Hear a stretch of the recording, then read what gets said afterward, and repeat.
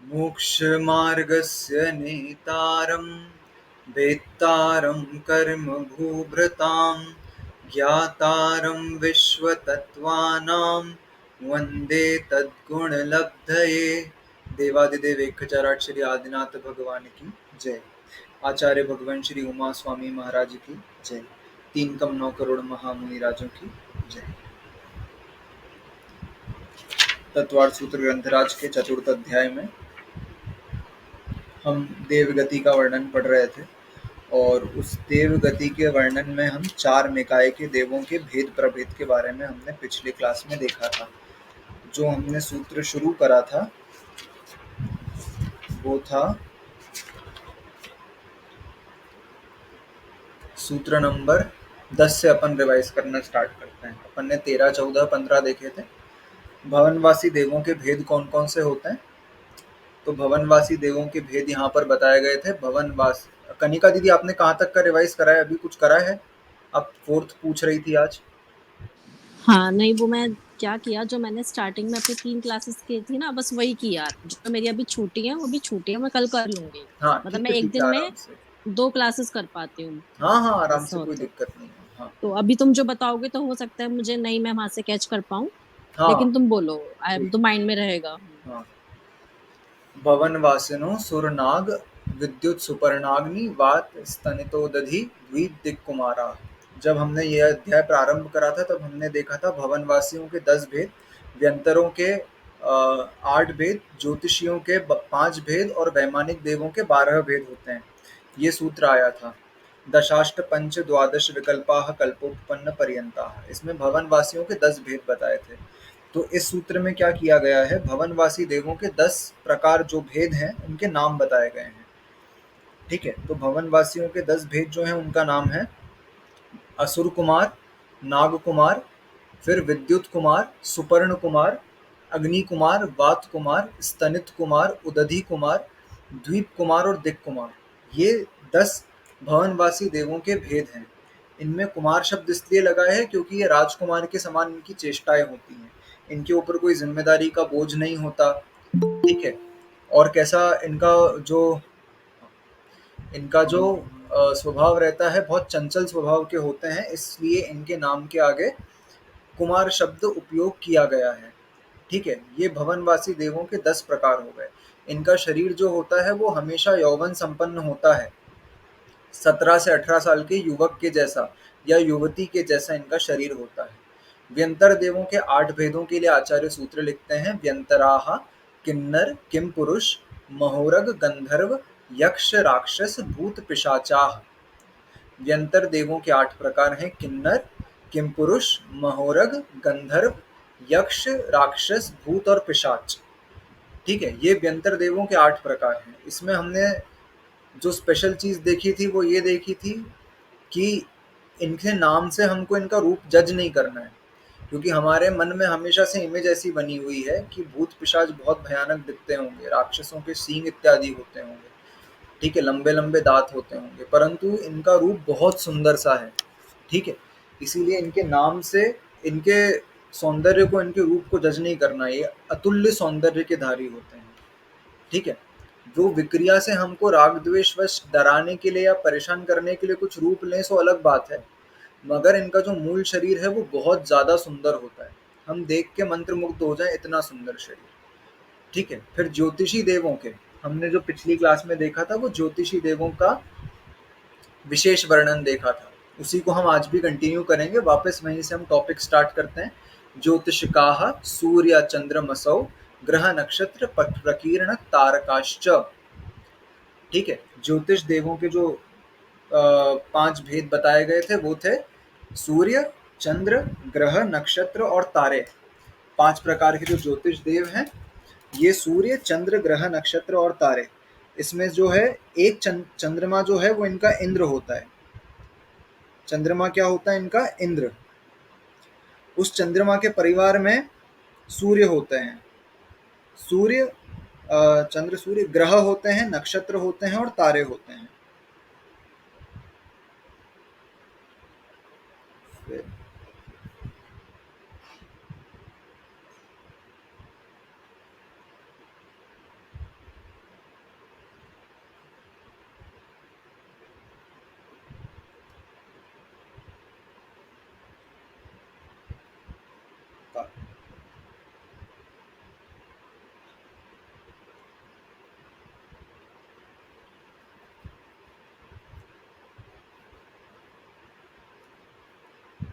ये एक चंद्रमा के परिवार की बात हो रही है यहाँ पर, ठीक है। एक चंद्रमा का परिवार कितना बड़ा होता है? तो एक चंद्रमा के परिवार में एक चंद्रमा जो इंद्र होगा, ठीक है, एक चंद्रमा जो इंद्र होगा, सूर्य जो प्रतींद्र होगा, वो भी एक ही होगा, ठीक है, एक चंद्रमा के परिवार में। ग्रह कितने होंगे? 88 ग्रह। 88 ग्रह। नक्षत्र होते हैं 28 नक्षत्र, ठीक है, 28 नक्षत्र। और तारे कितने होते हैं? 66,975 कोड़ा कोड़ी तारे। ऐसे एक चंद्रमा के परिवार में होता है ये सारी की सारी चीजें, ठीक है। ऐसे कितने चंद्रमा और कितने सूर्य हैं? तो हमने इसके लिए भी एक चीज देखी थी कि चंद्रमा और सूर्य कितने कितने हैं। तो जम्बू द्वीप में कितने चंद्रमा हैं? 2, ठीक है। 2 चंद्रमा है तो 2 ही सूर्य होंगे, क्योंकि 2 चंद्रमा है तो एक एक के परिवार में एक एक सूर्य होगा। तो जम्बू द्वीप में 2। फिर जम्बू द्वीप के बाद लवण समुद्र में 4 हो जाएंगे, ठीक है, 4 सूर्य 4 चंद्रमा। फिर लवण समुद्र के बाद द्वीप आएगा धातकी खंड। धातकी खंड द्वीप में 12 सूर्य 12 चंद्रमा। फिर कालोददी समुद्र में आएंगे 42 सूर्य 42 चंद्रमा। और फिर पुष्कर द्वीप आधा,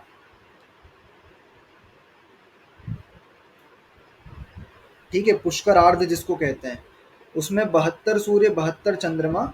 इस प्रकार से कुल मिला के 132 सूर्य और 132 चंद्रमा ढाई द्वीप में हमको देखने को मिलते हैं। ये संख्या किसके लिए है? ढाई द्वीप के लिए।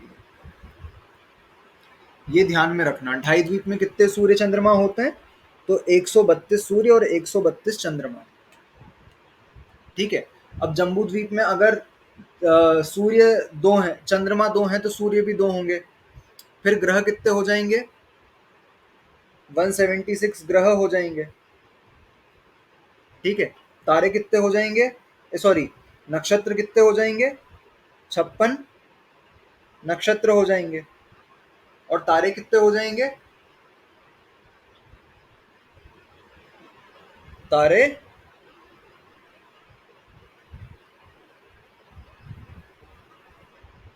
इसके डबल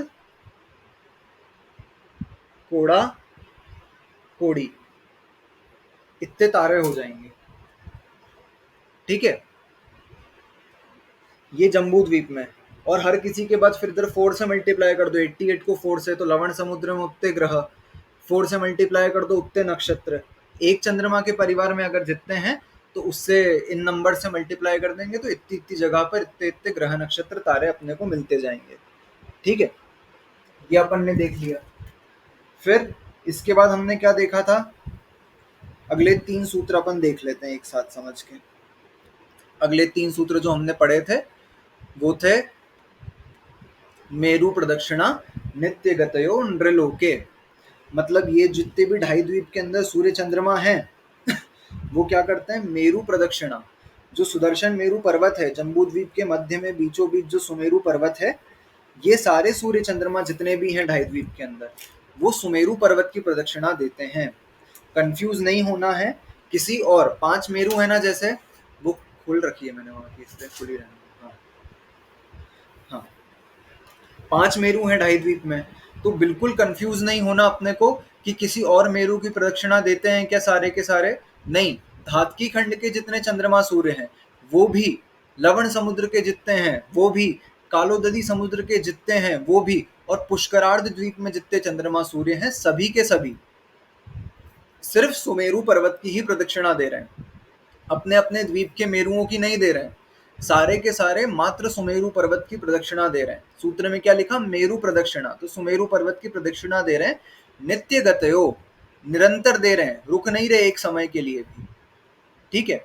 एक समय के लिए भी वो रुक नहीं रहे, विराम नहीं कर रहे हैं। नित्य गतयो नृलोके, नृलोके मतलब मनुष्य लोक में। मनुष्य लोक कितना है? ढाई द्वीप जितना है। तो ढाई द्वीप जितने में जितने भी सूर्य चंद्रमा हैं, ग्रह हैं, नक्षत्र हैं, तारे हैं, ये सारे के सारे ज्योतिषी विमान सुमेरु पर्वत की प्रदक्षिणा निरंतर दे रहे हैं, नित्य गत्यो, नित्य गति से दे रहे हैं, एक समय के लिए भी रुकते नहीं हैं। तत्कृतः काल विभागः, ठीक है, इनके गमन के कारण ही, सूर्य चंद्रमा के गमन के कारण ही क्या होता है, काल विभागः, तत्कृतः मतलब इनके प्रदक्षिणा के कारण काल का विभाग होता है, दिन रात का भेद होता है। जहां पर जैसे सूर्य घूम रहा है ना, क्योंकि यहाँ पर, तो यहाँ पर क्या होगा, सूर्य जहां पर आया वहां दिन हो जाएगा, और जहां से चला गया वहां रात हो जाएगी, फिर जहां रात हो जाएगी वहां चंद्रमा आ जाएगा, इस प्रकार से होता है। ठीक है, ये हमने देख लिया तत्कृतः काल विभाग। फिर इसके बाद अगला सूत्र हमने क्या देखा था, बहिर्वस्थिता। बहिर्वस्थिता मतलब बहिर मतलब बाहर के, किसके बाहर के, मनुष्य क्षेत्र के बाहर के, तो ढाई द्वीप के बाहर के। ढाई द्वीप के बाहर कितने सूर्य चंद्रमा है, तो असंख्यात सूर्य चंद्रमा है। ठीक है, हर 50-50 हजार योजन पर एक एक सूर्य है वहां पर, हर 50,000 योजन पर एक सूर्य है। ठीक है, तो हर 50,000 योजन पर सूर्य होने के कारण वहां पर एक सूर्य जो है उसकी किरणें 50,000 योजन तक फैल सकती है, एक सूर्य की। ठीक है, तो 50,000 योजन तक, जैसे ये पहला सूर्य था, एक सूर्य यहाँ है, उसकी किरण कहाँ तक फैल रही है, ये 50,000 योजन तक फैल रही है। सॉरी, 1-1 लाख योजन पर एक एक सूर्य है वहां। ठीक है, अब इससे 1 लाख योजन दूर पर दूसरा सूर्य है, उसकी किरण कहाँ तक फैल रही है, इधर 50,000 योजन तक फैल रही है।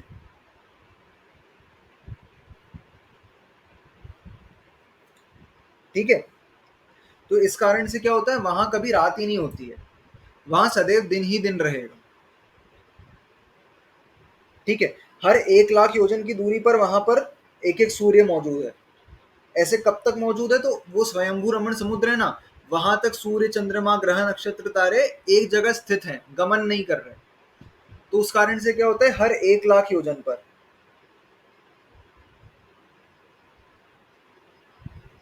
सूर्य है। तो इस कारण से क्या हो रहा है कि वहां पर कभी भी दिन रात का भेद ही नहीं हो पा रहा है, वहां दिन ही दिन है सब जगह पर।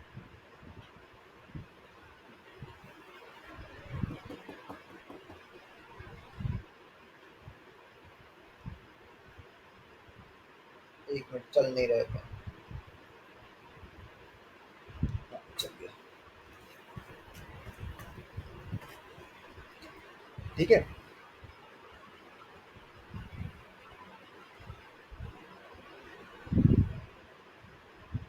ये बहिर्वस्थिता, इस प्रकार से सूर्य की किरणें होती है। ये जो किरणें है ना, इन किरणों की संख्या भी फिक्स्ड है। सूर्य, एक सूर्य में से कितनी किरणें निकलती है, तो एक सूर्य में से 12,000 किरणें निकलती हैं। ठीक है, एक सूर्य की 12,000 किरणें होती हैं। वो जो सूर्य है, वो सूर्य कैसा है, सबको ये तो बताया था मैंने, जो अपने ज्योतिषी विमान है इनका शेप कैसा होता है, अर्धचंद्राकार, ऐसा शेप रहता है सूर्य चंद्रमा का, ऐसा अर्धचंद्राकार शेप। ठीक है, ऐसा शेप होता है इनका, इसमें सब यहाँ से किरणें निकल रही हैं।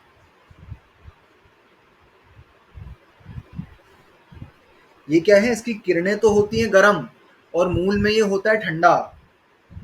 आताप नाम कर्म होता है इसका, आताप नाम कर्म। इस आताप नाम कर्म के उदय के कारण ये मूल में तो ठंडा होता है, लेकिन बाहर इसकी किरणें गर्म निकल रही होती है। ठीक है, ऐसी 12,000 किरणें निकलती है, और इसके ऊपर यहाँ पर ऐसे अकृत्रिम चैत्यालय इत्यादि होते हैं, अकृत्रिम चैत्यालय होते हैं, और देवों के निवास स्थान इस प्रकार से बने होते हैं। यहाँ पर असंख्यात देव एक एक ज्योतिषीय विमान में निवास करते हैं। समझ में आया, ज्योतिष विमान इस प्रकार से होते हैं। ये किरणों की संख्या कितनी है, 12,000, ये ध्यान में रखना है। ठीक है, अब ये जो है, ये जो सूर्य है, इस सूर्य के चारों दिशाओं में क्या होता है, जैसे सूर्य अपन ऊपर से देख रहे हैं तो ऐसा दिखेगा ना गोल, तो इसके चारों दिशाओं में, ये हो गया मान लो उत्तर, ये हो गया दक्षिण, ये हो गया पूरब, और ये हो गया पश्चिम। तो 4-4 हजार जानवर, मतलब 4-4 हजार देव इसको हर तरफ से खींच रहे हैं, इस तरफ से जैसे सिंह खींच रहा है, ठीक है। फिर एक तरफ से बैल खींच रहे हैं, फिर एक तरफ से कौन खींच रहा है, हाथी, और एक तरफ से खींच रहे हैं घोड़े, ठीक है। 4-4 हजार, हर तरफ 4 हजार। विमान को खींच रहे हैं। विमान को खींच रहे, विमान अपने आप थोड़ी ना चलेगा, विमान को खींच चार रहे। हाँ चारों जगह से खींचेंगे हाँ। तो मूव कैसे होगा वो? अरे ऐसे जैसे चार तरफ गाड़ियां चलती है ना, 4 पहिए होते हैं गाड़ी के। नहीं वो तो ठीक है, एक ही डायरेक्शन में धक्का नहीं दे नहीं, रहे हैं जैसे ऐसा जिस बोल तरफ सकते हैं। चलना होगा तो सभी उस तरफ मुंह करके हाँ, खींचेंगे। वही वही वही। जैसे अगर इस तरफ जाना है इस लाइन में, तो हाँ तो मेन पूरब की सिंह समय खींच रहा है, पूरब के। ठीक है। और बाकी सब इस तरफ मुंह करके खींचेंगे। जैसे ये पीछे से धक्का मारेगा, ये ऐसे चलेंगे ऐसा, ठीक है। इस तरफ ये होते हैं, ऐसा नहीं समझने से इस तरफ जाना है तो ये इधर गमन करेंगे, ये इधर गमन करेंगे, ये इधर गमन करेंगे, और ये इस तरफ ऐसे धक्का मारेगा। हाँ समझ गया, in the direction of moving जहाँ भी होगा। हाँ ठीक है, ऐसा समझना है बस, इस दिशाओं में ये तिर्यंच ऐसा खींचते हैं, ऐसा समझना है अपने को। तो ये तिर्यंच एक्चुअली होते क्या है, अभियोग्य जाति के देव रहते हैं, इनका काम ही है मात्र जीवन भर सूर्य चंद्रमा को खींचना। ऐसे सूर्य चंद्रमा को खींचने वाले 16-16 हजार देव होते हैं, ग्रहों को खींचने वाले 8 हजार देव होते हैं, फिर नक्षत्रों को खींचने वाले 4 हजार देव होते हैं, तारों को खींचने वाले ऐसे 2 हजार देव होते हैं, ठीक है। ये सभी को समझना है कि गति इनकी, इनके अभियोग्य जाति के देव खींच रहे हैं, इस कारण से इनकी गति इस प्रकार की होती है। और ये अभियोग्य जाति के जो देव हैं इनका निवास स्थान वही, हाँ वो ज्योतिषी जहाँ, मतलब वही विमान में ही हो गया समझ विमान लो। में है ना, बाकी वो यहीं खींचते ही रहता है, इनका मूल शरीर यहाँ पर खींचता ही रहता है, ठीक है, निरंतर रुकते नहीं है। फिर बाहर के ये स्थित होते हैं, यहाँ तक हमने देख लिया था, ठीक है, मनुष्य लोक के बाहर के। फिर हम स्पेशल वर्णन देख रहे थे, विशेष किसके बारे में, सूर्य चंद्रमा की गति के बारे में, कि सूर्य चंद्रमा कैसे गमन करते हैं। तो हम एक बार देखेंगे कि इनकी जो गलियां होती हैं कैसी गलियां होती हैं। हमने कुछ देखा था कि ये जैसे, ये है अपना जम्बू द्वीप, ठीक है, ये जम्बू द्वीप है, इस जम्बू द्वीप के बीचों बीच सुमेरु पर्वत है। तो सुमेरु पर्वत से, कितना गंदा लग रहा है, हाँ, इस सुमेरु पर्वत से कितना दूर से चालू होती है ज्योतिषी विमानों की गलियां,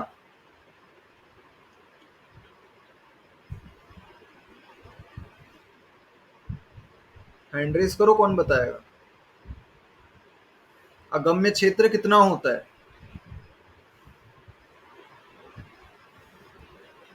यहां से मिनिमम मिनिमम डिस्टेंस जो होता है,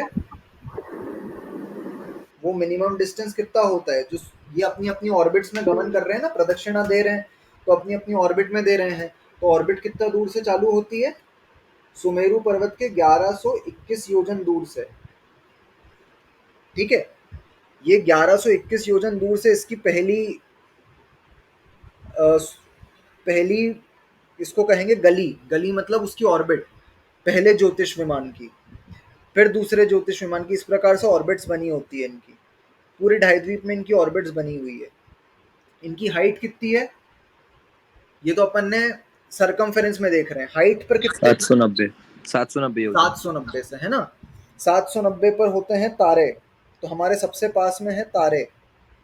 फिर और ऊपर जाते जाएंगे तो 800 योजन पर है सूर्य, 880 योजन पर है चंद्रमा, ठीक है। फिर भिन्न भिन्न प्रकार के ग्रह हैं, और एकदम 900 योजन पर कौन सा है, शनि का विमान है, ठीक है। तो जमीन से इनकी जो हाइट है, जमीन से इनकी हाइट कितनी होती है, 790 से 900 योजन के बीच, इतना ही क्षेत्र में ये विमान पाए जाते हैं, अन्य कहीं भी ये विमान नहीं पाए जाते हैं, ध्यान में रखना है। 790 से 200 योजन के बीच। हमने विशेष इसमें देखा था सूर्य की गलियों के बारे में, एक छोटा सा करेक्शन करना है उसमें अपने को। हमने सूर्य की गली कितने विस्तार में देखी थी, 510 योजन के विस्तार में, है ना। सूर्य की गलियां कितनी है, 510 योजन के विस्तार में। तो 510 योजन कैसा है, हमने कितना 110 अंदर और 400 बाहर देखा था ना, ऐसा नहीं है, रेशो थोड़ा सा गड़बड़ हो गया था।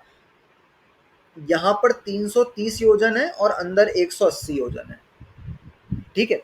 ऐसे 510 योजन के क्षेत्र में सूर्य की गलियां हैं। अगर करेक्ट करना है, अपने अपने जो भी नोट्स बना रहा है वो उसमें करेक्ट कर ले, ठीक है। सूर्य की गलियां कैसी होती है, जम्बू द्वीप के अंदर 180 योजन और जम्बू द्वीप के बाहर 330 योजन, ठीक है। इस प्रकार की गलियां होती है। और देवांग बाकी जो चंद्रमा आदि ग्रह की है वो सब अंदर ही होती है ना? हाँ हाँ हाँ, सिर्फ सूर्य की बाहर होती है इतनी सूर्य की बाहर 330 निकलती है योजन। क्योंकि सूर्य का विस्तार ज्यादा है ना, इस प्रकार से इसकी गलियां। और सूर्य इन गलियों ठीक में है। गमन करता है, एक एक दिन में वो गलियां बदलता है। ऐसी कितनी गलियां होती है, 184 गलियां होती है।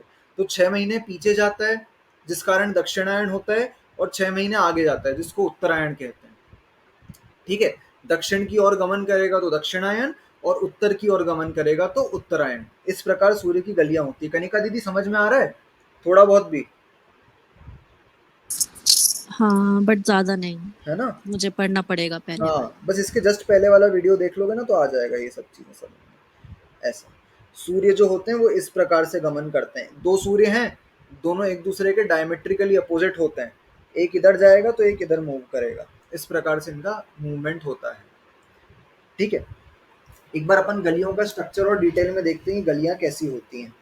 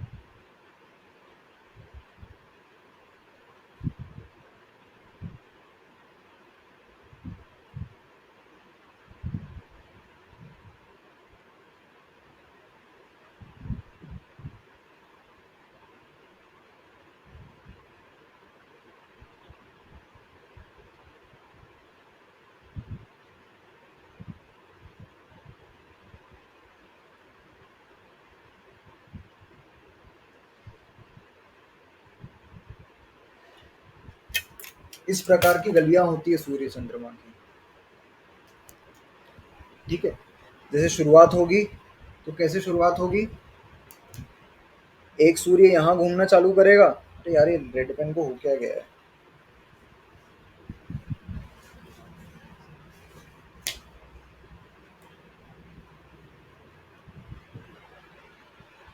एक सूर्य यहाँ घूमना चालू करेगा और दूसरा सूर्य इधर घूमना चालू करेगा, ठीक है। दिख ही नहीं रहा है वो,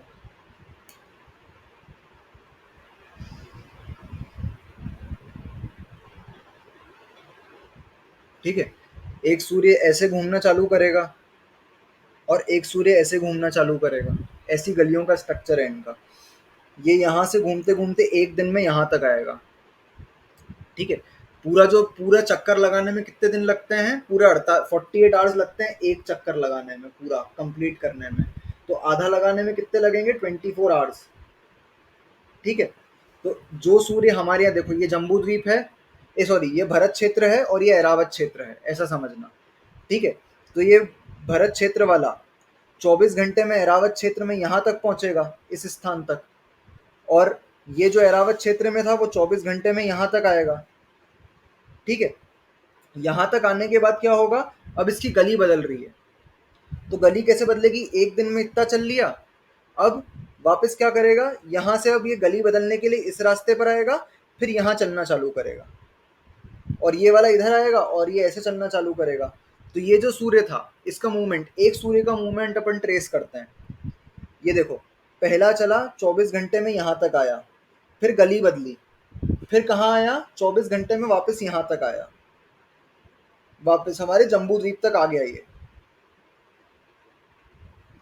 ठीक है, अलग कलर से बनाते तो अपने को अच्छा समझ में आता। दो सूर्य है ना, ये देखो लाल वाला, ये लाल वाला 24 घंटे में यहाँ आया है, और अब ये जम्बू द्वीप वाला 24 घंटे में वापस जम्बू द्वीप पे पहुंच गया, और ये वाला यहाँ से आकर के एरावत क्षेत्र पर पहुंच गया। ठीक है, इतना ये उसको ट्रैवल करने में कितना टाइम लगा, ये 24 घंटे, और वापस यहाँ पर आकर इधर वापस जम्बू द्वीप आने में 24 भरत क्षेत्र आने में 24 घंटे। ठीक है, तो 48 आवर्स में उसने एक भरत जम्बू द्वीप का पूरा एक राउंड उसने 48 आवर्स में करा है। तो हमारे जो सूर्य आज उगा था वो अब कब उगेगा, जो आज सूर्य उदित हुआ वो अब कितने घंटे बाद उदित होगा, पूरे देखो ये 24 आवर्स और ये 24 आवर्स, तो टोटल 48 आवर्स बाद। अब वो जो सूर्य आज आया था वो अब परसों आएगा। ठीक है, ऐसा समझना। जो हमारे यहाँ अब कल कौन सा सूर्य आएगा, तो कल जो एरावत क्षेत्र में सूर्य उदित हुआ था आज, वो हमारे क्षेत्र में उदित होगा। इस प्रकार से समझना, इस प्रकार की इनकी गलियां होती है। अब ये गलियां जो होती है, एक दिन हमारे शास्त्रों में एक दिन कितने का बताया गया है, घंटे तो अभी अभी बने कि 24 घंटे का एक दिन होता है, तो हमारे यहाँ बताया गया 30 मुहूर्त का, 30 मुहूर्त का एक दिन होता है। ठीक है, शास्त्रों में ऐसी व्याख्या दी गई है, 30 मुहूर्त का एक दिन होता है। और ये जो है ना, ये गली में जो ये स्ट्रेट लाइन ट्रैवल करने में पार्ट टाइम लग रहा है, इसमें एक अंतर मुहूर्त लगता है सूर्य को। ठीक है, एक अंतर मुहूर्त लगा, तो एक अंतर मुहूर्त लगा, तो ऐसे देखो एक अंतर मुहूर्त एक दिन में लगा, तो 30 दिन में 30 अंतर मुहूर्त लगेंगे। समझ में आया तो हाँ या ना बोलना। ये जो एक्स्ट्रा टाइम अपन काउंट कर रहे हैं, इतना टाइम तो उसको यहाँ से यहाँ तक आने में लगेगा, फिर एक एक्स्ट्रा अंतर मुहूर्त लगा ना, तो अपन एक्स्ट्रा अंतर मुहूर्त जोड़ते जा रहे हैं। तो एक दिन में एक अंतर मुहूर्त जुड़ा, 30 दिन में 30 अंतर मुहूर्त जुड़ जाएंगे एक्स्ट्रा। ठीक है, तो 30 दिन में 30 अंतर मुहूर्त जुड़ गए, 30, तो 30 दिन में एक दिन एक्स्ट्रा हो गया, 30 दिन में एक दिन एक्स्ट्रा हो गया। ठीक है, फिर इसके बाद क्या होगा, एक माह में, मतलब एक माह में एक दिन एक्स्ट्रा बढ़ता जा रहा है, एक माह में एक दिन बढ़ गया अब, तो ऐसे 12 माह में 12 दिन बढ़ जाएंगे। ठीक है, ऐसे 12 माह में 12 दिन बढ़ जाएंगे, ऐसे 30 माह में 30 दिन एक्स्ट्रा बढ़ जाएंगे। ठीक है, 30 दिन बराबर कितना होता है, एक महीना, और 30 माह मतलब कितना होता है, 2.5 साल। तो हर 2.5 साल में एक महीना एक्स्ट्रा बढ़ रहा है, हर 2.5 साल में एक महीना एक्स्ट्रा बढ़ रहा है। तो कभी कभी होता है ना कि अधिक मास आता है, तो अधिक मास आता है तो कभी कभी क्या होता है, जेठ 2 हो जाते हैं, सावन 2 हो जाते हैं, या कभी भादो 2 हो जाते हैं। जैसे अभी इस वर्ष का जो चातुर्मास था, वो चातुर्मास 5 महीने का था क्योंकि अधिक मास आ गया था। तो हर 2.5 साल में ऐसा होता है कि एक माह एक्स्ट्रा बढ़ जाता है। तो वो कैसे बढ़ रहा है, इस प्रकार से ये अंतर मुहूर्त एक्स्ट्रा काउंट कर रहे हैं अपन। तो ये एक्स्ट्रा करते करते अपन हर 2.5 साल में एक महीना बढ़ा देते हैं। जैसे साइंटिस्ट क्या करते हैं, साइंटिस्ट क्या मानते हैं कि 24 आवर्स और 4 घंटे एक्स्ट्रा, मतलब एक दिन टोटल कितने का होता है, 1 डे और 4 आवर्स का टोटल एक दिन होता है। ठीक है, 1 डे 4 आवर्स का एक दिन होता है। तो वो ऐसे करते करते क्या करते हैं, ऐसे घंटे जोड़ते जाते हैं, जोड़ते जाते हैं, जोड़ते जाते हैं। तो हर 4 साल में क्या करते हैं, वो एक दिन बढ़ा देते हैं, 29 डेज का फेब्रवरी कर देते हैं। ठीक है, जिसको लीप ईयर बोल देते हैं। तो ये जो एक्स्ट्रा 4 घंटे थे, ये एक्स्ट्रा 4 घंटे वो टोटल करते गए करते गए करते गए, और उनने हर चार 4 साल में 1 दिन उसको एडजस्ट कर लिया। ऐसे ही हम लोग ज्योतिष में करते हैं। हम लोग क्या करते हैं, जो अंतर मुहूर्त आता जा रहा है, उस अंतर मुहूर्त को जोड़ते जा रहे हैं, जोड़ते जा रहे हैं, जोड़ते जा रहे हैं, और अंत में 2.5 साल बाद हमने उसको एडजस्ट कर लिया, 1 महीना हमने कैलेंडर में एक्स्ट्रा बढ़ा दिया। जैसे वो लोग कैलेंडर में लीप ईयर के टाइम पे 1 दिन एक्स्ट्रा बढ़ा देते हैं, वैसे हमने यहाँ पर 1 महीना एक्स्ट्रा बढ़ा दिया हर 2.5 साल में। ठीक है, ये अधिक मास कैसे बनता है, सबको ये कॉन्सेप्ट समझ में आया? ये जो अंतर मुहूर्त बढ़ा है, ये एक गली से दूसरी गली में जाने के लिए बढ़ा है हाँ, ना? ठीक है, बस इतना ही। हाँ जी। अरे कल ये शायद वैदिक परंपरा में भी यही होता है ना, 30 घंटे वाला सिस्टम। हाँ, 30 मुहूर्त वाला। हाँ हाँ 30, कल उज्जैन में वो घड़ी भी लॉन्च हो रही है। वो लॉन्च हो गई, वैदिक घड़ी जो है वो लॉन्च हो नहीं, चुकी। कल ऑफिशियली लॉन्च होगी। वो तो लॉन्च अच्छा, हुई थी, अभी सीएम ने किया था, मैं हाँ जस्ट हाँ न्यूज हाँ, देखा, आज ही देखा था शाम को। अच्छा ओके, हाँ हाँ तो कल ऑफिशियली वो डिस्प्ले होगी, मतलब कंटिन्यूअस। फिर अच्छा, हाँ ये 30 घंटे का चल रहा था न्यूज में, इसलिए अभी जस्ट याद आया उसी से ये। हाँ, तो उनके इसमें भी ऐसा बोलते, क्योंकि उनके भी जैसे हाँ अपना जिस साल अधिक मास आता है, उनका भी उसी साल अधिक मास आता है। हाँ सेम ही तो चलता क्योंकि है वो भी, लगभग। लेकिन उनके सूर्य चंद्र की गलियां इस प्रकार की नहीं होती, क्योंकि ये तो हमने माना है। हाँ लेकिन कोई भी दर्शन ऐसा नहीं मानता है कि सूर्य चंद्र वो हैं, स्थिर है और पृथ्वी घूम रही है। अब उनका वैदिक वो देखना, नेट पे निकाल के, जो उनकी वैदिक कॉस्मोलॉजी है, उसमें भी सेम ऐसा ही है। जम्बू द्वीप, सुमेरु पर्वत जैसा बीच में एक स्ट्रक्चर है, उसके बाद पृथ्वियां हैं, और नीचे पृथ्वियां और ऊपर स्वर्ग इत्यादि हैं। हाँ, वो अल्टीमेटली रेफरेंस यहीं से लिया गया है, फिर रेफरेंस अपने यहीं हिसाब से से लिया गया बना है दिया। सब जगह से। हम्म। ठीक है, हमने ये देख लिया। हमको क्या चीज देखनी थी, एक चीज ये देखनी थी कि एक स्थान पर 6 महीने दिन और 6 महीने रात कैसे हो पाते हैं। ठीक है, ये जम्बू द्वीप है हमारा, ये भरत क्षेत्र। ठीक है, अब यहाँ पर सूर्य की गलियां हैं, 180 योजन अंदर से इस प्रकार से गलियां हैं। बहुत रफ बनेगा डायग्राम, जो यहाँ पर है बस उसी को समझ में आएगा, ग्रुप पर तो भेज ही नहीं पाऊंगा।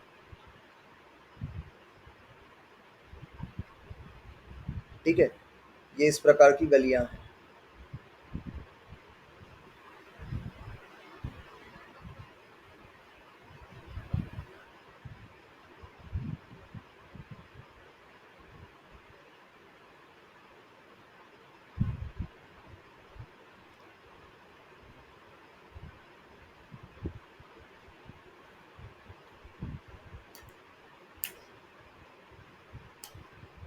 ये सपोज यहाँ पर कहीं पर ये भरत क्षेत्र है। अब हमने क्या बोला था कि भरत क्षेत्र जो है वो प्राकृतिक आपदाओं के कारण कैसा उठ गया, भरत क्षेत्र के आर्यखंड में कुछ हिस्सा ऐसा करीब करीब ऐसा उठ गया है, जो 2 योजन विस्तार वाला है।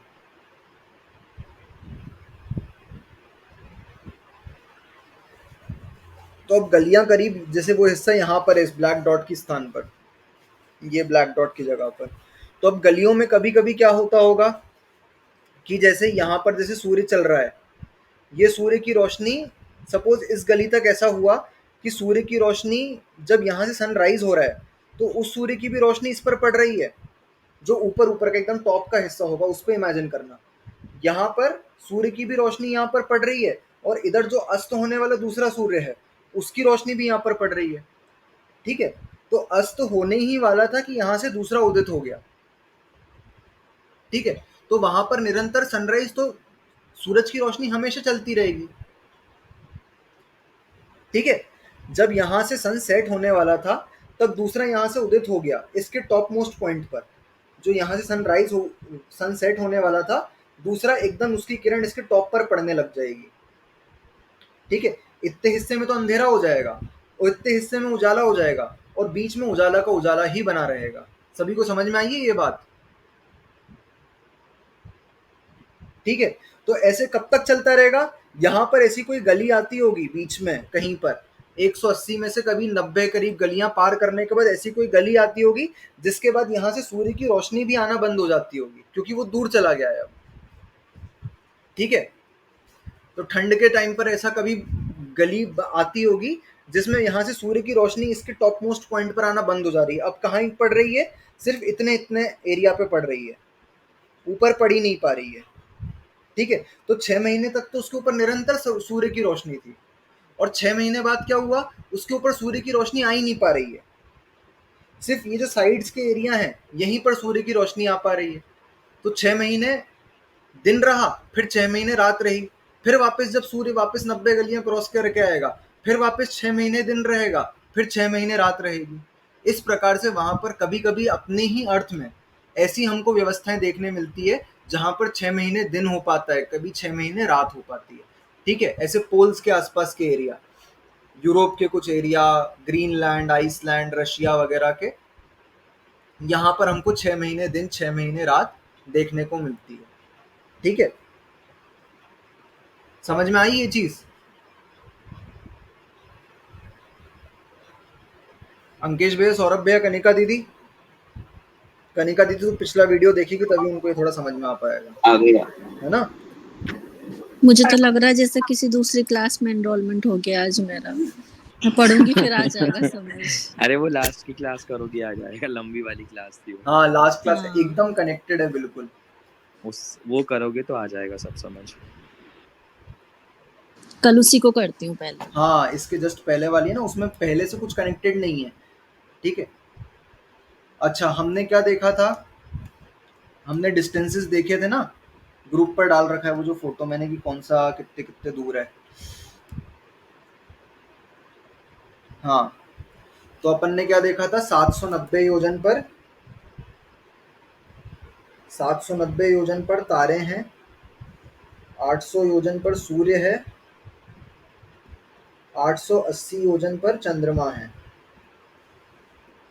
ठीक है, अब चंद्रमा जो है, अब क्या होता है, शुक्ल पक्ष कृष्ण पक्ष होता है, तो उसमें क्या होती है, चंद्रमा की कलाएं एक एक करके छुपती जाती है। ठीक है, ऐसा क्यों हो रहा है कि चंद्र विमान की कलाएं छुपती जा रही हैं? तो अपन ने देखा था कि चंद्रमा और सूर्य जो है उससे मात्र 4 अंगुल, जैसे ये चंद्रमा का विमान है, ये चंद्र विमान है, तो इससे मात्र 4 अंगुल दूरी पर, और ये सूर्य विमान है, चंद्र विमान है और ये सूर्य विमान है, तो इससे भी मात्र 4 अंगुल की दूरी पर। राहु केतु। हाँ, सूर्य के नीचे राहु है और इसके नीचे केतु है। नहीं सॉरी, इसके नीचे राहु है और इसके नीचे केतु है। ठीक है, अब राहु 2 प्रकार का होता है, एक पर्व राहु होता है और एक सामान्य राहु होता है।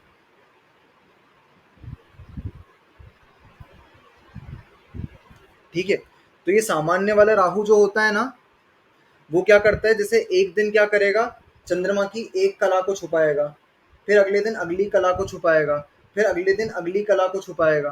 तो इस प्रकार से हमको जो मून के शेप देखने को आते हैं, एकम के दिन छोटा पतला सा दिख रहा है, फिर बढ़ता जा रहा है, फिर बढ़ता जा रहा है, फिर बढ़ता जा रहा है, ऐसे करते करते पूर्णिमा के दिन तक आते आते वो पूरा खुला हुआ है। ठीक है, फिर धीरे धीरे करके क्या होगा, पूर्णिमा के बाद वापस कृष्ण पक्ष लगेगा तो इतना छुपा, फिर और छुप गया, फिर और छुप गया, फिर और छुप गया। ठीक है, इस प्रकार से छुपता जा रहा है, छुपता जा रहा है। तो ये कौन छुपा रहा है, ये नीचे का जो सामान्य राहु है वो छुपाता जा रहा है।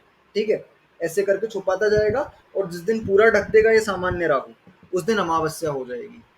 और जिस दिन ये पर्व राहु पूरा ढकता है ना, पर्व राहु, उस दिन क्या होता है, चंद्र ग्रहण होता है। हर 6 महीने में ये पूरा ढक देगा पर्व राहु,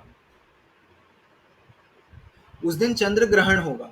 और सामान्य राहु कलाओं के लिए रिस्पॉन्सिबल है और पर्व राहु ग्रहणों के लिए रिस्पॉन्सिबल है। ऐसे ही केतु जिस दिन सूर्य को ढक देगा,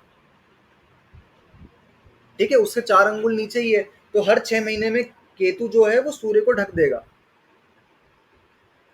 तो जिस दिन केतु सूर्य को ढक देगा उस दिन सूर्य ग्रहण हो जाएगा। ठीक है, इस प्रकार से चंद्र ग्रहण और सूर्य ग्रहण होता है। सभी को समझ में आया? और इस प्रकार से चंद्रमा की कलाएं शुक्ल पक्ष कृष्ण पक्ष क्यों बनता है, तो ये पर्व राहु और सामान्य राहु के कारण कृष्ण पक्ष और शुक्ल पक्ष बनता है। ये कलाएं क्या होती है? कलाएं मतलब एक दिन चंद्रमा ऐसा दिख रहा है, ऐसा, फिर दूसरे दिन ऐसा और बड़ा हो गया, फिर एक दिन हाफ मून। ठीक है, तो इसको कहते हैं कलाएं, फेजेस ऑफ द मून को कहते हैं कलाएं। अच्छा अच्छा। ठीक है,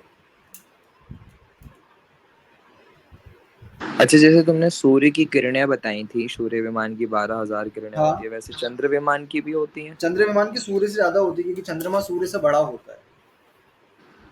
ओके। ठीक है, अब हमने एक चीज बहुत अच्छी नोटिस करने की है कि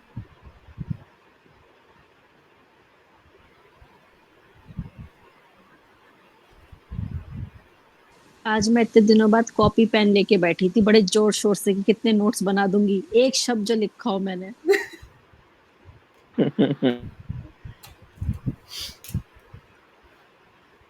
चंद्रमा सूर्य से भी ज्यादा दूर है। ठीक है, सूर्य हमसे कितना दूर है? 800 योजन। और चंद्रमा हमसे कितना दूर है? 880 योजन। तो इससे भी 80 योजन ऊपर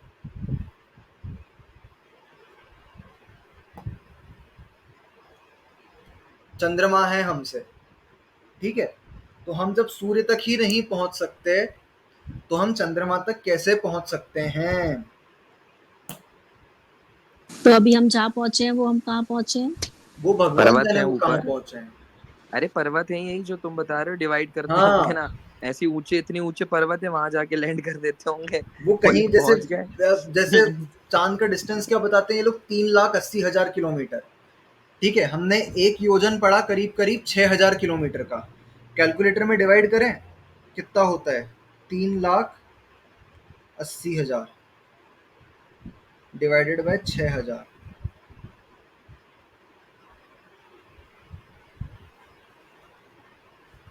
करीब करीब 63 या 60 के आसपास योजन दूर कहीं हैं हम। ठीक है, वो डिस्टेंस कितना बता रहे हैं हमारे उससे जहां पर भी वो पहुंचे उसका? वो डिस्टेंस बता रहे हैं 3,80,000 kilometre, which is almost equals to 60 योजन।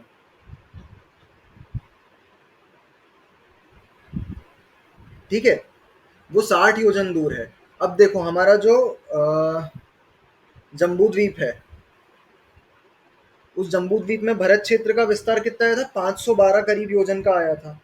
सिर्फ भरत क्षेत्र बना रहा हूं मैं।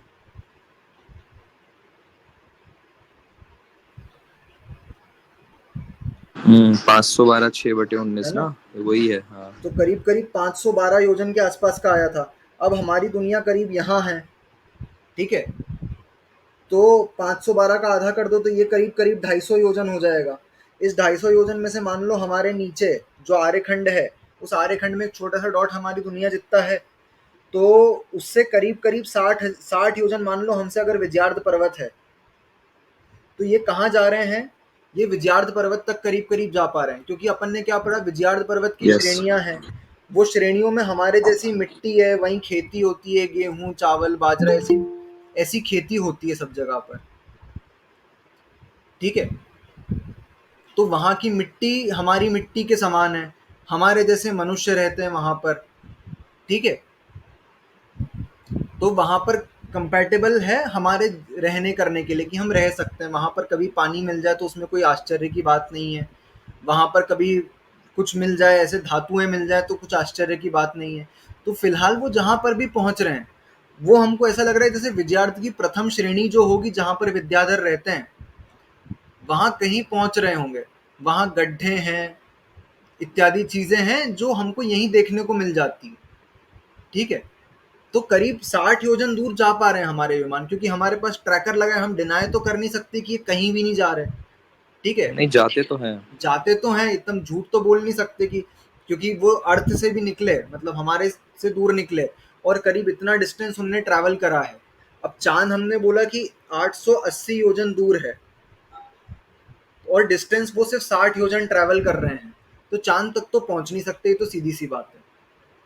ठीक है, तो कहीं विजयार्ध पर्वत की प्रथम श्रेणी या उसके नीचे कहीं पर, विजयार्ध पर्वत के नीचे कहीं ऐसी जगह पर जा रहे हैं जहां पर हमारे जैसी ही व्यवस्थाएं हो सकती हैं। ठीक है, क्योंकि अगर ये चांद पर जाते तो चांद पर जाकर के क्या होता कि चांद पर तो रत्न है और वहां देवों के निवास स्थान है। ठीक है, अब वहां तो पहुंच ही नहीं सकते ना, वो तो वहां तो लोक ही अलग पहली हो बात गया, तो ज्योतिष पहुंच ही लोक। नहीं सकते। और पहुंच ही नहीं चलो सकते, मान हाँ। लो पहुंच भी गए, किसी पॉसिबिलिटी से पहुंच भी गए, तो वहां से अगर कुछ ला रहे हो तुम तो वो पत्थर नहीं होने चाहिए। वहां पर रत्न मौजूद हैं, वो रत्न होने चाहिए, वहां पर तुमको देव दिखने चाहिए। ठीक है, उनके देव तो नहीं दिखे, चलो उनका वैक्रियक शरीर है, उनके भवन तो पौद्गलिक है ना, उनके भवन क्यों नहीं दिख रहे तुमको वहां पर? नहीं, जो हमको ये नीचे से दिखाई देता है चंद्रमा, ये असली वाला ही है मतलब, या ये भी कुछ और है? नहीं, ये अरे वही असली चंद्रमा है, है। जिस चंद्रमा को हम पढ़ रहे हैं ज्योतिषी विमान, ये वही चंद्रमा है और वही सूर्य है। तो ये लोग तो बोलते हैं अब उसी पे गए हैं। उस पे नहीं जा नहीं पाएगी, गए, पॉसिबल ही नहीं है, पॉसिबल ही उस नहीं पे है ये। जाना संभव ही नहीं है।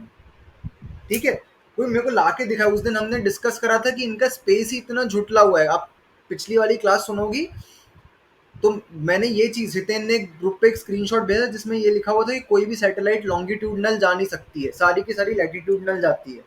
हमारी सीधी सी अर्थ को बात कैसे है। डिवाइड करा गया है? ऐसे एक वो बोला है ना कि ऐसी जो आड़ी लाइंस है वो लैटिट्यूड्स हैं और जो खड़ी लाइंस है वो लॉन्गिट्यूड्स हैं। तो इस लॉन्गिट्यूडनल लाइन के अलॉन्ग ये सैटेलाइट्स और प्लेन्स चला ही नहीं सकते।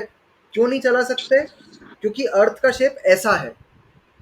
अब यहां से नीचे जाओगे तो वापस यहाँ जमीन आ जाएगी ना। ऐसा पूरा खड़ा सर्कल तो कवर कर ही नहीं सकते हो। आप कर सकते हो तो ऐसा सर्कल कवर कर सकते हो, ऐसा वाला। ठीक है, तो कोई भी प्लेन्स, कोई भी फ्लाइट्स ये लॉन्गिट्यूडनल चला ही नहीं सकते। इनका स्पेस का कॉन्सेप्ट ही बिगड़ा हुआ है। ठीक है, आप चांद पर जा ही नहीं सकते इसीलिए, क्योंकि वहां पर ज्योतिषी विमान देव रहते हैं, वहां जाना संभव नहीं है। दुनिया में एक भी दर्शन, सिर्फ जैन दर्शन की बात नहीं कर रहा हूं मैं, एक भी दर्शन ऐसा नहीं है जो ये मानता हो कि चांद पर जाया जा सकता है, एक भी। ठीक है, बिल्कुल संभव ही नहीं है। और पहली बात तो मुझे ये बताओ कि अभी चंद्रयान गया, ठीक है, इसके पहले एक चंद्रयान गया था, वो क्या हो गया था? फेल हो गया था। अब जहां पर एक बार मानव जा चुका है, वहां दूसरी बार जाना इतना कितना कठिन हो सकता है? हाँ, वो भी नहीं जाने का बताते, कोई भी नहीं बताता, हिंदू भी नहीं बताते, कोई सा भी एक भी दर्शन ऐसा नहीं है जो ये बोले कि वहां जाना संभव है। मेरा तो पॉइंट ये है कि अगर एक जहां पर मानव अप्रोच कर चुका है अपनी, ठीक है, वहां पर सिर्फ एक मशीन इंस्टॉल करने में तुमको इतनी दिक्कत आ रही है कि तुम्हारी मशीन फेल हो रही है, वो गिर जा रहा है। अभी मैं कल परसों का ही पेपर था दैनिक भास्कर, परसों के दैनिक भास्कर में क्या आया कि माउंट एवरेस्ट पर ट्रैफिक जैम लगा हुआ है। ठीक है, आई सॉ। है ना, वहां पर देखी वो। 400 लोगों की लाइन लगी हुई है और हर यात्री को, मतलब हर पीक पर 2-2 मिनट का स्टे है हर एक के लिए, 2 मिनट से ज्यादा कोई रुक नहीं सकता वहां पर। ठीक है, माउंट एवरेस्ट एक दुष्कर पर्वत है, लेकिन वहां पर एक बार मानव की अप्रोच हो चुकी है। ठीक है, अब क्या हो रहा है? अब लाइन लग रही है जाने के लिए। जो चीज एक बार ह्यूमन कॉन्कर कर चुका है, जो चीज एक बार जीत चुका है, वहां पर कायदे से तो ऐसा होना चाहिए कि अब झड़ी लग जानी चाहिए जाने के लिए। और वहां पर एक चंद्रयान भेजने में इतनी दिक्कतें आ रही हैं, सही बात है, और कोई कंट्री उसको अचीव नहीं कर पा रहा है, कोई इतना कंट्री टाइम उसको लग रहा अचीव नहीं है, कर पा रहा है। अरे इतने एक साइंटिस्ट काम हैं। करो ना, अगर तुम इंसान भेज चुके हो वहां तक, तो वहां पर जाओ और एक इंसान को बोलो कि वहां पर जाकर मशीन इंस्टॉल करे और वापस आ जाए।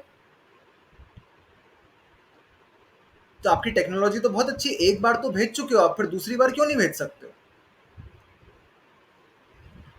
नहीं, मगर ये लोग इतने इक्विपमेंट्स लगाते हैं, उसके बाद उसको ट्रैक करते हैं, ट्रेस व्रेस मतलब कहाँ जा रहा है, तो वो उस वाले चंद्रमा पे जाता ही नहीं है, फिर वो कहीं और जाता है, तो वो ये कहीं कैसे और बना है जाकर के उनका? लैंड हो जाता है और हमको लग रहा है कि वो जहां लैंड हुआ है वो चंद्रमा है। अरे वही पर्वत पे लैंड हो रहा है वो, वो ऊपर जिस किसी पर्वत जो है जैसे ना। पर्वत ऐसे स्थान पर लैंड हो पा रहा है वो, और हमको लग रहा है कि वो जहां लैंड हुआ है वो चंद्रमा है। वहां जाकर कोई देख तो है नहीं रहा उसको कि वो कहाँ लैंड हुआ है। कोई एस्ट्रॉइड वगैरह हो सकता है, कोई ऐसे कोई भी पत्थर नहीं है का ना भाई। टुकड़ा, या पहली चीज तो वो हाँ, पता ही नहीं है कि उधर है क्या, कौन बताएगा, इसका प्रूफ कौन देगा कि कि वो वहां वहां जहाँ तक गए हैं पहुंचा कि या वो। नहीं पहुंचा, इसका हाँ उसका प्रूफ देने वाला कोई नहीं है। तो आप तो जो बता दो वो मान लेगा व्यक्ति। नहीं, ऐसा सुनो, है। व्हाट आई एम आस्किंग, कि ये लोग जब इस ऐसे बनाते हैं पूरा कि हम कोई मिशन भेज रहे हैं या कुछ, तो उसका एक पाथ भी तो डिफाइन करते हैं ना, तो इन्होंने चंद्रमा का वो पाथ तो डिफाइन करा हुआ होगा, हाँ, तो फिर वो बीच में कहीं ऐसे एवरीथिंग कैसे? इज वो बीच में नहीं जा अजम्पशन। रहा है, उनका पाथ ही गलत है। वो पाथ का एंड पॉइंट जो है उनका डेस्टिनेशन, वो जिस चीज को चांद मान रहे हैं कि वो जहां तक पहुंचा रहे हैं वो गलत है, ऐसा बोलना चाह रहा हूं मैं। कि उनका जो गोल है ट्रैक कर रहे हैं, वो जहां ट्रैक कर रहे हैं वो वहीं पहुंचा रहे हैं, लेकिन वो जो चीज ट्रैक कर रहे हैं ना वो चांद नहीं है। एग्जैक्टली हाँ वो है ही समझे। नहीं। वो अजम्पशन है सिर्फ उनका एक।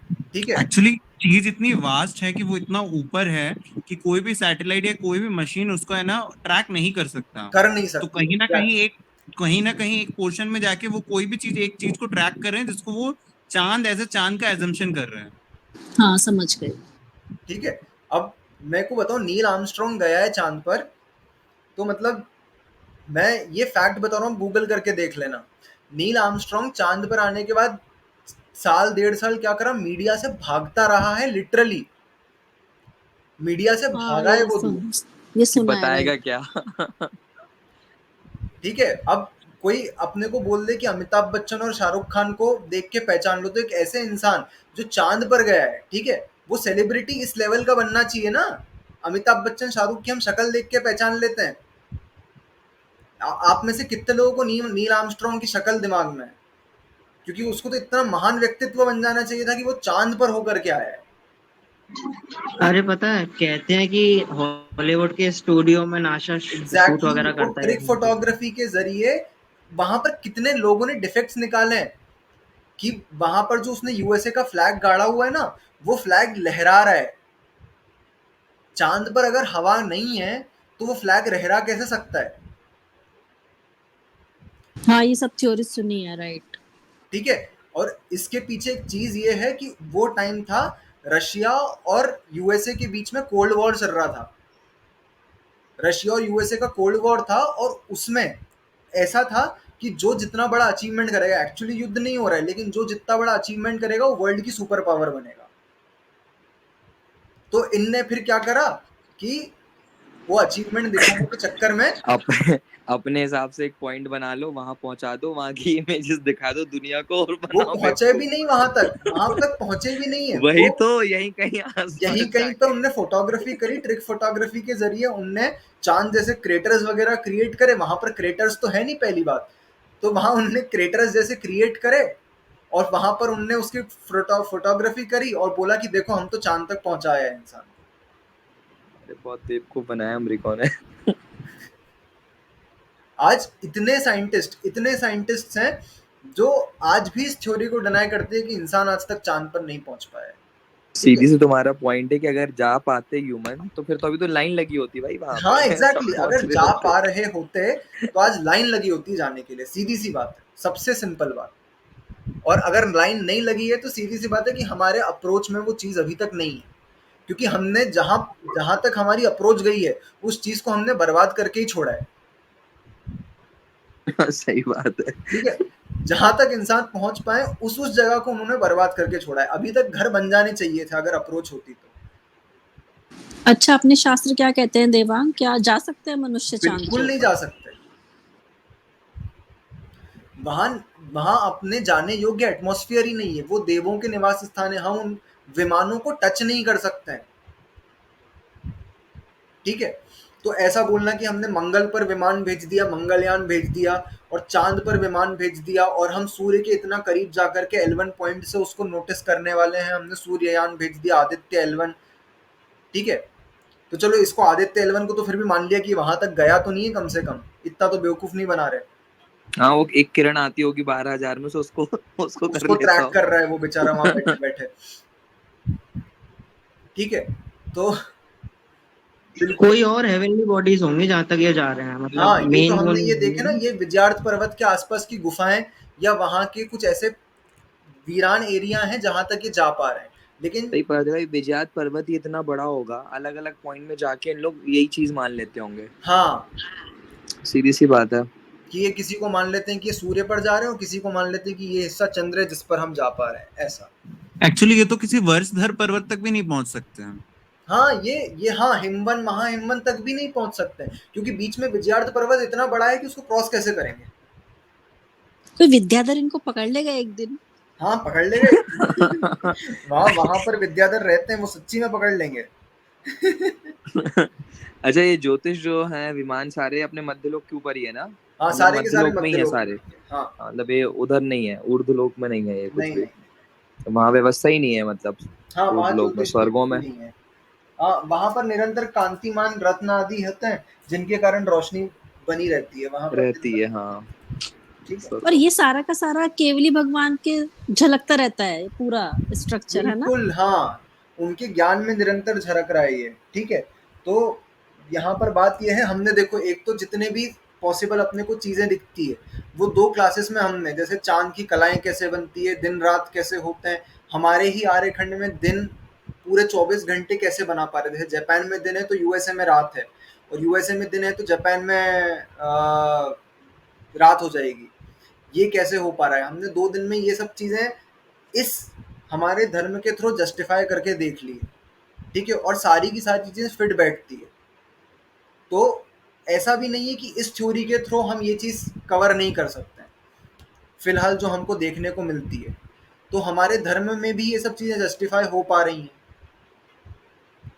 ठीक है। और इसके आगे सब श्रद्धा का विषय है, कोई नहीं भी माने तो हमारे आचार्यों ने क्या लिखा, श्रद्धानम परमार्थानम माप्तागम तपोव्रतम। यहाँ पर आकर के सारे क्वेश्चन मार्क्स बंद हो जाते हैं, ठीक है। आगम के ऊपर श्रद्धा होनी चाहिए। उमा स्वामी आचार्य ने सम्यक दर्शन के ऊपर क्या लिखा, तत्वार्थ श्रद्धानम सम्यक दर्शनम। तत्व और तत्व के अर्थ जैसा बताया गया है वैसी की वैसी श्रद्धा करनी है आपको। ये जो चीज है ना, इसमें आप जिज्ञासा करो, ठीक है, कि ये हमको देखने को मिल रहा है वर्तमान में और आगम ये कहता है, तो इसमें हम एक जिज्ञासा खड़ी कर सकते हैं। लेकिन हम आगम के ऊपर एक क्वेश्चन मार्क लगा लें कि ये चीज गलत है, इस प्रकार का क्वेश्चन मार्क लगाना हमारे सम्यक दर्शन के ऊपर क्वेश्चन मार्क लगाने जैसा है। इसके पहले जो श्लोक बोला था उसका क्या हिंदी मीनिंग है?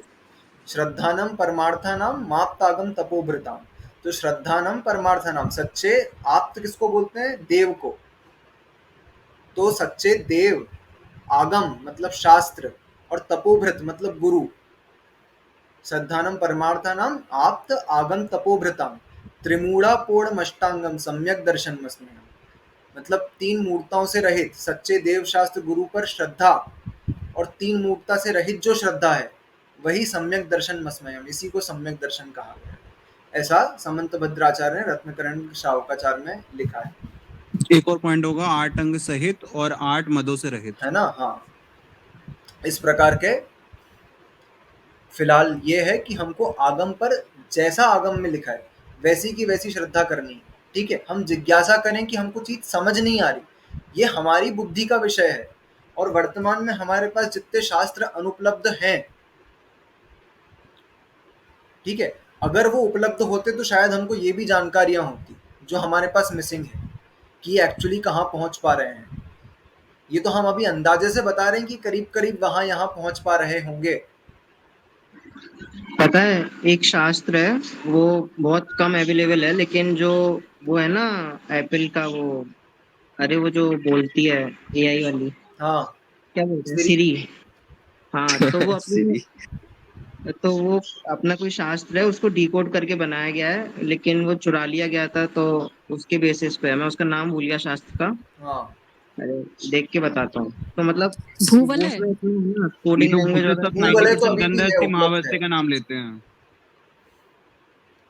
भूगोल है तो अभी भी है, उसके ऊपर काम भी नहीं चल नहीं, रहा है। गंधहस्ती महाभाष्य का नाम लेते हैं। गंधहस्ती महाभाष्य, हाँ, वो हाँ हाँ, एक्चुअली में राइट राइट। अनुपलब्ध है और एक्चुअली बहुत काम का होता है। वो तत्वार्थ सूत्र की ही टीका है, ठीक है।